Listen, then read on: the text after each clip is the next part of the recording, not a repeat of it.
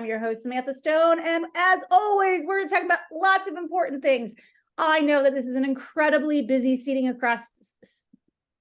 I'm going to say that again. Sorry, Jen. I know this is an incredibly busy season across the city. There are a million things going on with our families, with our friends, with the community, with our places of worship, with just all kinds of things that are happening. And so I wish you participation in as many as you can. We're going to talk today about an incredible one that is completely free for all members of our community. And we'll bring Chris on in a moment, who is a good friend of the show. Very happy to have him back and to talk about another really great way to celebrate the holidays. I also just want to mention a couple other things that are happening around the city, just to make sure you're aware of them. So Woburn Chamber of Commerce has their annual gala, and that is a great opportunity to network and to meet folks in their businesses across the city. It's also the place where they do their award program everywhere. So they're selling tickets for that. We don't have time in the schedule, unfortunately, to bring someone on to talk in a little bit more detail. But, you know, it's food, it's music, it's fun, it's all kinds of things. So feel free to check out their website and grab tickets for that. I also wanted to mention that there is public skating is now open. It's been open for a little while, but I've started to see people post pictures and things. So encourage folks to go check that out. They have great learn to skate programs through the Woburn Rec, and the hours and things are on the Woburn Rec website. So we'll be talking next week about the menorah lighting and interfaith prayer for peace service that we'll be hosting in a couple of weeks. And so that's something we'll dive into with the organizers next week. But in the meantime, let's talk about Know Your Neighbors. Welcome, Chris. Bravo. Thank you, Samantha. I'm delighted to be with you. I'm really glad you're here. So the Know Your Neighbor organization has run several really successful, wonderful, free community events. And so it feels like it's been around forever, but it's still a relatively new organization. Remind our viewers how it got started.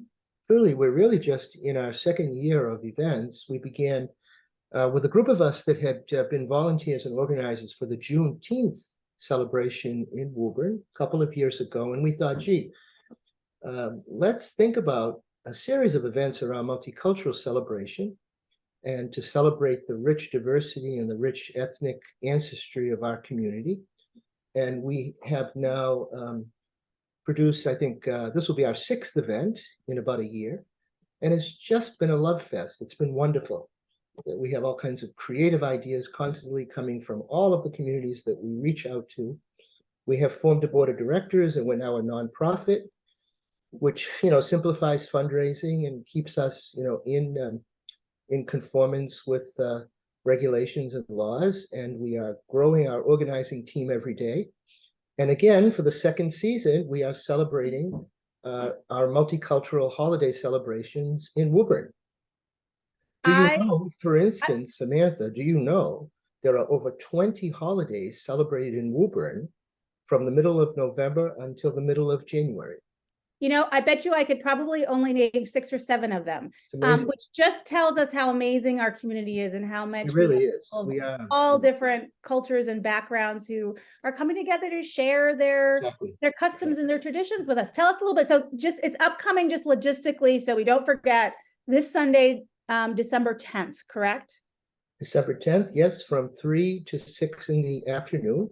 We are this time, because we're growing, you may remember that last year we were squeezed into the Studio Cafe, and it's delightful there, and we love Chris and Danielle Titus very much. However, this year we are really spreading our wings at the Woburn Memorial High School.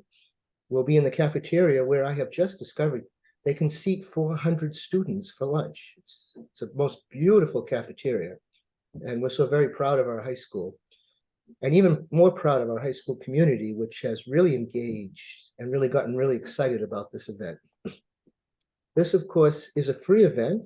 The community is, again, welcome from all corners of the city. But I'm particularly excited to tell you that we will be hosting and welcoming a large group. It could be over 100 people from our new Haitian migrant community will be joining us as well. And I performed a miracle, and I raised the money for the bus, and we have a bus. Congratulations. I know fundraising at this time of year is actually quite difficult because Yeah, well, there's it so also many things speaks, going on and expenses that people have at the holiday. So congratulations. It shows how much Woburn yeah, cares. people have come forward, people have leaned into this. People are calling and emailing me saying, can I help? Can I send a check? To which I always say, oh yes, please send a Well, check. let's talk about that, Chris, because I don't want to go over. This is free, so there's no ticket price. That the whole purpose of this is that anybody in the community can come, and it's organized for people of all different ages and backgrounds. But it isn't free to run, and so you do have some No. ability to raise some funds. So if somebody does want to make a donation, where can they do that? Well, we have just put up a beautiful website. By the way, thank you to you as well, Samantha, for being one of our website reviewers. Our website is live at knowyourneighborwoburn.com. We have a marvelous friend, Anthony Langone, in the community who has designed it, and it is just beautiful. Once again, that's knowyourneighborwoburn.com. And we can accept donations by PayPal or Venmo. And we have an address if you would prefer to send a check. And we are a young organization that really functions on minimal budgets. I mean, we'll probably produce this event for, I don't know, $1,500 or $2,000. And the way we can do that is lots of folks are cooking. We are receiving food donations from multicultural restaurants all across the city, as well as some of our friends in various congregations, religious communities that are helping. Some of our funding is coming from, nonprofits in the city, so that doesn't mean we have to do a lot of fundraising appeals to individuals, which is always helpful. And it is just, it's gaining traction and it's gaining momentum. And we're really, really excited about it. I think it's wonderful. And for those of you watching, there'll be good food. Chris is an amazing yes, cook. I've been the recipient of a couple of amazing meals that he has gifted to us while I was going through my treatments, and my mouth waters just thinking about it. Now, I know you won't be doing all the cooking, but let's talk a little bit about what will be happening at the high school. So we've got this wonderful space to welcome folks. What should people expect during that time? Well, our very own Omar Mohuddin has designed and created a playlist so that we'll fill the space with beautiful multicultural holiday music. We're celebrating Diwali, Hanukkah, the marvelous holiday of Kwanzaa, which celebrates Black culture and Black excellence, and the many, many, many cultures of Christmas. Because Christmas in our community is celebrated in dozens of different ways. And the international food menu hopefully will reflect our community with everything from stuffed grape leaves to delicious Indian vegetarian selections. We have Filipino food coming. And then of course all the food that the kids depend on, the mac and cheese, the chicken nuggets, the pizza. So we're creating a truly diverse multicultural menu. And if you've been to our events before, Samantha, you can attest to the fact that the food never runs out. That's absolutely true. There's when you put the always lots Italian, left over, you even. put the Italian in charge of the food, and there's enough for I recognize that in myself, Chris. I'm much the same way. So absolutely, that sounds lovely. The music, I'm really excited to hear, see that playlist of all those different traditions coming together. That's amazing. We also have some live music, which will be part of the program. We have some student singers who will be offering some holiday music that's from many different cultures. We have a speaking program, which is really going to be full of holiday stories, holiday family stories from various cultures. And I'm thrilled to tell you that, the Boys and Girls Club Keystone High School group is going to be volunteering. Once again, our Rockstar Embrace Club will be leading the program with the step team, our wonderful girls step team, who I could watch all day long. And of course, we have some music as well in the program, and a few surprises that I'm not going to tell you about. All right, I'll let you keep them. Chris, thank you so much for joining us. The program sounds fantastic. I hope many, many people are going to be able to be there. I will be popping over on the later side. I have our annual with some friends gingerbread house decorating party at my home, but I'm not going to miss all that food and music. So I'll pop over after that's done and say hi and see everyone. So thank you so much for joining us to talk about it. No need to RSVP, show up. Be ready to have some fun, meet some people you don't know, right? It's a great opportunity to hang out with people that you're friends with. But it's a great opportunity to meet. Every time I've come to one of these events, I've met 5 or 6 new people that I hadn't had a chance to meet before. So it's a great chance to do that. And our hope is you see the person on the street the next day and you have a new friend. That's our hope, you know. But can I just say, as you sign off with me, thanks for being such a champion and such a supporter, Samantha. We love you. Thank you. Oh, thank you so much, Chris. Great to have you on. We're going to completely switch gears, but talk about something equally important. I'm thrilled to invite Mara Dolan. Please correct me if I didn't pronounce that correctly. You are, Samantha. Thank you so much for having me. I've really been looking forward to it. Well, I'm really excited to have you here because it gave me an opportunity to learn more about Governor's Council. So you're running for a seat in Governor's Council, and one of the very, very important things that Governor Council does is select judges in Massachusetts. And it does a whole bunch of other important things as well. Tell us a little bit about the role. I'm embarrassed to say, but I'll be really transparent with us. I didn't even know Governor's Council existed until I was introduced to you. So shame on me for not knowing what it was called. I sort of knew what the function was, but didn't really understood how it worked and that it was an elected role. So I'm really happy you're here to help educate us. Thank you so much.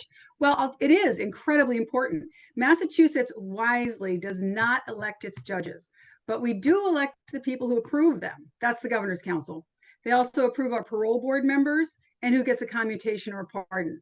Though the governor nominates people, it's the Governor's Council that has the final say.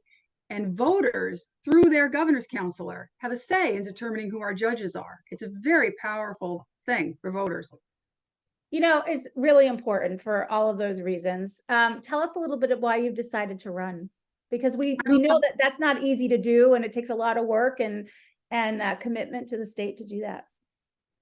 It does, and thank you for recognizing that. So I'm a public defender. I've been a public defender for 17 years. I've worked in our juvenile courts, in our district courts, and in our superior courts all across Massachusetts. I've appeared in Woburn District Court. I've also worked in Lawrence, in Springfield, Worcester, smaller courts like Fitchburg and Leominster, Ayer, Lowell. And I've gotten, over the years, a really good understanding of what works in our court system and what doesn't. And it's seeing what doesn't work that made me decide to run for Governor's Council. Now, the districts for Governor's Council don't match the congressional districts completely. So it's a little bit confusing, but Woburn is definitely in the 3rd district, which you're running for. How expansive is that district? The districts are quite large. We have 9 congressional districts, but only 8 governor's councilors districts. So every governor's council district is larger than a congressional district. District 3, which is Woburn's district, goes from Boston all the way up to Burlington and all the way west to Marlborough. It's quite large. I have 31 cities and towns. Yeah, that's incredible. So let's talk a little bit about that, because that is a exciting but challenging campaign to run. It'll get to know all of those communities and represent those communities should you be elected. Tell us a little bit about how you're going about doing that. And I'm thrilled you're on the show today to help introduce you to Woburn and for me to get to know you. What are some of the ways that people can stay connected to you and know what's going on where? Well, first of all, I would love to hear from folks. You can find me on my website, maradolan.com. You can email me at mara@maradolan.com. That's M-A-R-A. And I've just been going throughout the district. I've spent some time in Woburn. I love Woburn. You have a really strong community there. Chris DiMeo was talking about your Juneteenth celebration. I was at the Juneteenth celebration this year. I went last year. I was so impressed. This year you had Andrea Campbell. There was a wonderful woman, I wish I could remember her name, who sang Lift Every Voice and Sing. And I've just been spending time in communities throughout the district, places like Woburn, not that there's any place like Woburn, but just getting to know folks and talking about the governor's council, because like you, Samantha, once people know what it is, they understand how important it is and they want to get involved and they understand the difference that a public defender will make. And I want folks to know that since the Supreme Court established the right to court-appointed counsel to public defenders in 1963, we've had 53 governor's counselors, but not a single one has been a full-time public defender. And I think it's a perspective that is very badly needed and badly overdue. I'm really curious. So, you had mentioned there's a lot of things about our court system that works well, and there's some things that don't work so well. Tell us a little bit about what some of your observations are and what some of your hopes and how, when you go to help select judges and help make decisions as part of the governor's council, what will be your guiding principles and things that you will keep top of mind? There are several things. One of the things that has concerned me the most is how we are treating the opiate crisis. People talk about emergency rooms as being on the front lines of the opiate crisis. Guess what? Our courts are too. People with substance use disorder, whether it's opiates or whatever it is, or it's an alcohol use disorder, often wind up in our court system. And they often end up on probation, where one of the conditions of their probation is that they remain drug and or alcohol free. And unfortunately, relapse, though not a crime, can be treated like a crime. Because if someone is ordered to remain drug and alcohol free and they don't, they can be found in violation of their probation and taken into custody. And it happens a lot. It's not unusual at all. And it's personal for me because my sister had an alcohol use disorder. She passed away a few years ago. She had periods of extraordinary achievement, but she was not able to maintain her sobriety. And during those times, she went through a lot of difficulty. Fortunately, she was never on probation for this. But I can only imagine what it would have done to her if, on top of the pain of relapse, she'd had to be incarcerated too. I mean, I want folks to know that I see people who are really working hard in their recovery. They go from being homeless, they go from being unemployed to having homes, having jobs, reestablishing family relationships, establishing ties to their community. And if they relapse and they're incarcerated, then they lose absolutely all of that. It's expensive, it doesn't work, and it's got to stop. So as your governor's counselor, I'll make sure that all nominees understand the science of addiction and know how to work to support recovery. I'm really glad that you mentioned that. One of the new positions in our city is a opioid awareness resource that we've received grant funding for. I don't believe that resource has yet been hired, but will be soon if they aren't already. Because, we're not immune to that. We're a community like all of them who have people who are struggling and, need help and resources that are often difficult to get access to. Yes, absolutely. Another thing I want folks to know about is the role that the governor's council plays in upholding the right to choose. In Massachusetts, if you're 15 or younger and you want an abortion, you have to have the consent of an adult guardian or your parent. And if you can't get that, the only thing left is authorization by a superior court judge. Now, I'm running against a long-term incumbent. A lot has changed in the 25 years since she was first elected. And one of the biggest is that Roe versus Wade is no longer the law of the land. And just last year, she voted to confirm an anti-choice judge to our superior courts. I will absolutely never vote to confirm anyone unless they are 100% pro-choice, like I am. That's a deal breaker for me. That's an important issue. Other things like that you want voters to know about you and your yes. Having worked in Lawrence Juvenile Court for many years, representing hundreds of children, I know from my personal experience that the science on brain development is correct. Kids don't have the brains of fully formed, mature adults. They don't. And we've got to make sure that judges recognize and respect that science. And in fact, the Supreme Court of the United States and the Supreme Judicial Court of Massachusetts have held multiple times that has to be taken into account in some juvenile court cases. And yet, the incumbent who I am running against just said that she rejects that science. She called it just pages in a book that she wishes people would rip out. I couldn't disagree more. I respect the science, and I'll make sure all nominees do too. Thank you. These are really important issues. And so I'm so appreciative of you bringing that to the surface and sharing that with us. Now, voting for this is in September during primary election time. And one of the things we sadly know is that less people show up to vote on primaries than show up to vote for a regular election. My hope is that we will break that and we will continue to grow it each and every time. And that won't be as unusual. But I know you've mentioned in a comment, are there more than 2 people who are running in September for that position?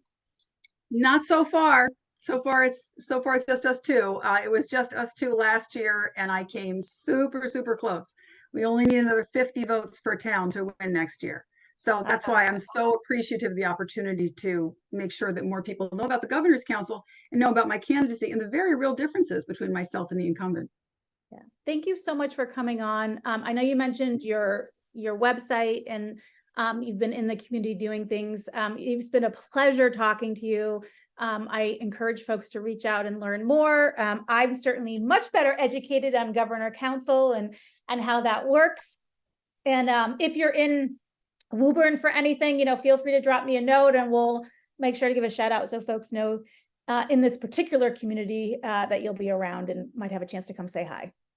Thank you so much. I will. Thank you so much for having me. Take care. I'm so glad you're there in Woburn. As always, please continue to take good care of each other.